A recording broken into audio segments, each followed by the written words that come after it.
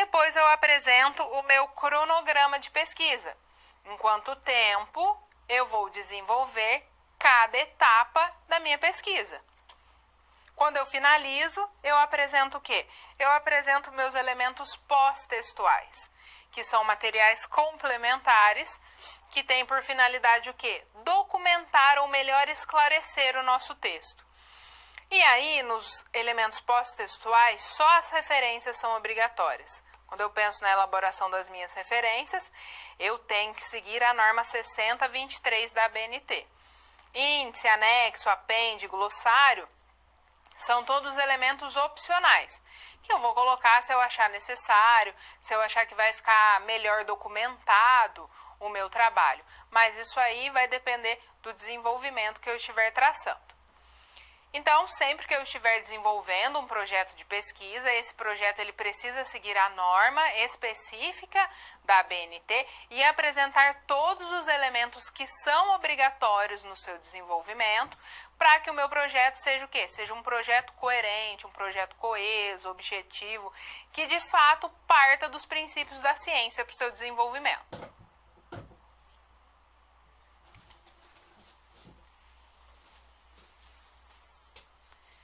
Apresentação do projeto de pesquisa. Agora nós vamos para a resolução da nossa situação-problema. A situação que ele está nos orientando é a situação da Luzia, que é integrante de uma ONG, a ONG Sementes do Futuro, e essa ONG ela trabalha ali com diversas melhorias na comunidade. A ONG trabalha com um projeto de reciclagem, porque tem uma empresa de reciclagem ali perto. Então ela visa o quê? Visa levar melhorias para aquela população, para a condição de vida daquela população. Nesse ano, a ONG ela foi selecionada para receber uma verba de uma empresa para que eles apliquem na construção de um bem, para que eles façam uma benfeitoria ali naquela comunidade que leve o quê? Que leve melhorias para as condições de vida daquela população.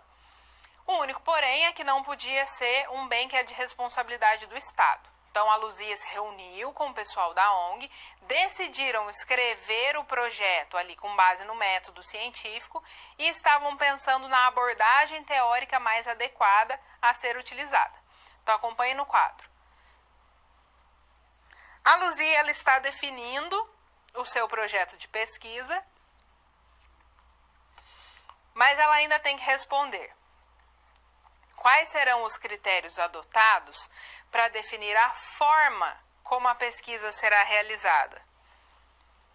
Que tipo de pesquisa deverá ser adotado para o estudo a ser realizado pela ONG? Então, eles podem dizer que existe um tipo de pesquisa melhor a ser adotado? Quais são as técnicas a serem utilizadas para levantar as informações que permitirão posteriormente ter clareza sobre o que a comunidade considera como relevante e necessário? Então, de que forma é possível ter clareza sobre isso, sobre a perspectiva da comunidade a respeito daquilo que é relevante, daquilo que é necessário de ser construído ali? Isso só é possível através do diálogo com as pessoas daquela comunidade. Então, os integrantes da ONG, eles não podem, por eles mesmos, pensarem e elencarem, isso aqui que é importante, então a gente vai propor isso. Porque talvez essa não seja uma perspectiva da comunidade.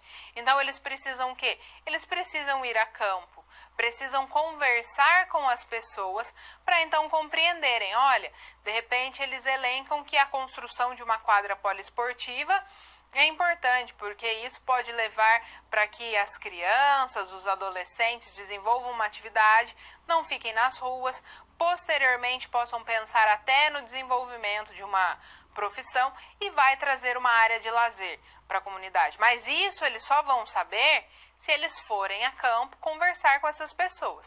Então, lá no quadro, uma pesquisa, ela deve sempre utilizar fontes bibliográficas, porque ela deve buscar opiniões de outros autores. Então, eu tenho que trazer esse embasamento. Esses outros autores, eles me ajudam no quê? Me ajudam na sustentação da minha pesquisa. Contudo, utilização de documentos primários pode fornecer dados importantes. Então, se eu busco dados nesses documentos primários, eu posso ter informações que me ajudam na minha sustentação, na minha argumentação. Quais seriam esses documentos primários, no caso ali da comunidade? Então, vamos pensar que, de repente, em um determinado momento, houve uma associação de moradores e que aqueles moradores registravam as reuniões em atas. Nas atas, eles registraram a intenção de conseguir um orçamento para construir uma quadra poliesportiva. Mas não foi possível, eles não conseguiram esse investimento, eles acabaram deixando isso de lado. Então, se a Luzia e o pessoal da ONG trouxerem essas informações, elas vão servir de quê? De fundamentação, de base para a argumentação da importância e da relevância da construção da quadra poliesportiva ali dentro daquela comunidade. Continuando com a resolução da nossa SP, nesse sentido, a pesquisa bibliográfica e a documental são pesquisas que se complementam. Eu posso utilizar essas duas técnicas de forma conjunta. Mas nessa situação pode ser realizada apenas a pesquisa bibliográfica. Vai que essas atas não existem esses documentos. A pesquisa bibliográfica nos auxilia a trazer estudos que mostrem a relevância de uma quadra poliesportiva em uma comunidade. As necessidades serão avaliadas do ponto de vista dessa comunidade. Então, os objetivos têm que ser definidos. O objetivo da pesquisa será levantar junto à comunidade informações sobre o que eles consideram uma necessidade a ser atendida com esse recurso. Então, tem que ser o quê? Tem que ser a perspectiva da comunidade e não do que o pessoal da ONG considera. Como será realizado um levantamento, é recomendável utilizar entrevistas com os líderes das equipes, um questionário com perguntas direcionadas aos voluntários e deve ser organizado em etapas e seguir as normas da BNT. As normas da BNT nos auxiliam nessa organização racional, nesse direcionamento, nessa formatação correta. Então, para que o projeto apresente todas essas etapas, o pessoal da ONG tem que pensar em todos esses elementos para que então o projeto seja um projeto consistente, um projeto coerente e posteriormente eles consigam a aprovação junto à empresa e a disponibilização da verba para melhoria na comunidade.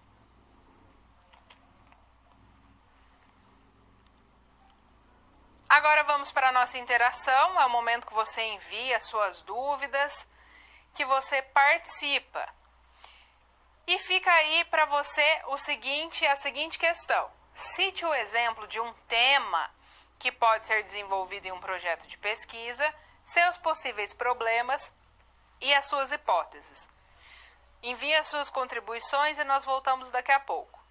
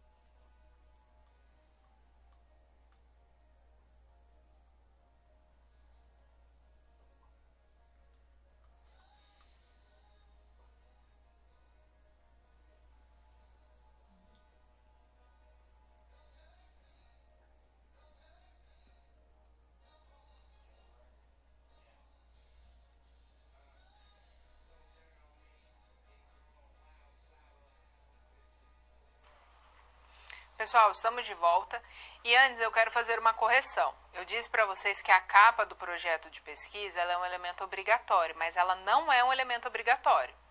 No projeto de pesquisa, a capa é um elemento opcional. A folha de rosto do projeto é um elemento obrigatório, tá?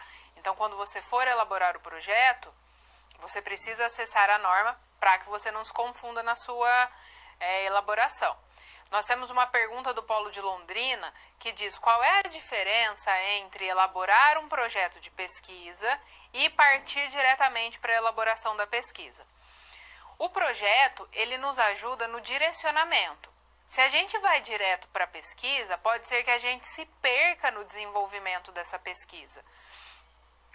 Então, ali no projeto eu sei o passo a passo que eu tenho que seguir, as etapas, porque eu tenho um cronograma.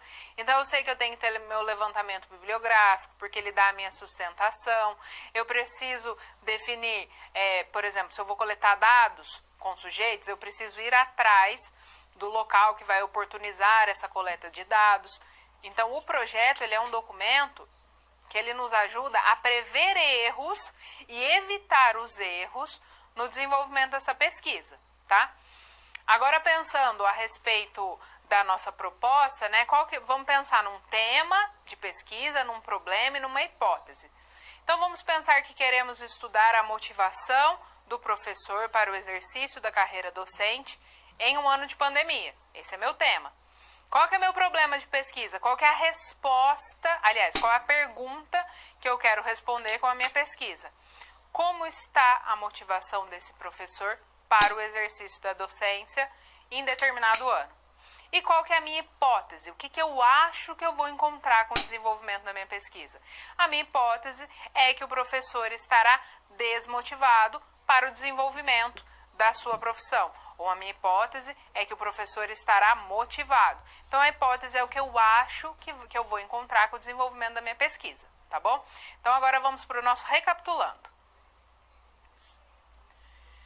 Quando eu penso em paradigma, o que é o paradigma? Ele se caracteriza como um modelo, como um padrão ou um conjunto de teorias e técnicas e valores de uma determinada época que de tempos em tempos entram em crise. Por que entram em crise? Porque a sociedade é dinâmica, a sociedade está em constante transformação e, com isso, a forma de interpretar essa sociedade também precisa se transformar.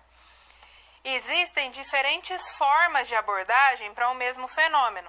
Então, eu posso pensar a educação com base no positivismo lógico, ou eu posso pensar com base no estruturalismo, ou ainda eu posso pensar com base no materialismo histórico dialético. São formas de abordagem do fenômeno, formas de interpretação desse fenômeno.